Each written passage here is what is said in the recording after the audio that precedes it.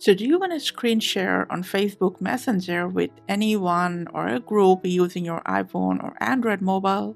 Then first make sure to video call that person or group on Messenger.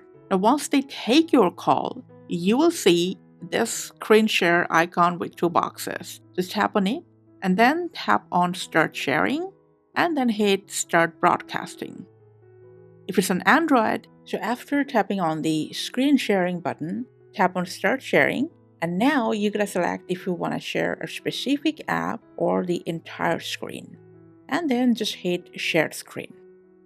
To start screen sharing, just get out of here, and the screen will start being shared to that other person or group right away. Now, if you have shared the entire screen, full screen, whatever you are swiping through, scrolling, watching, browsing through any app, that will be shared to that other party. Now, when you're done, tap on the screen, and from here you can hit the stop button to disable screen sharing, or if any side ends the call, that will also stop screen sharing on Messenger.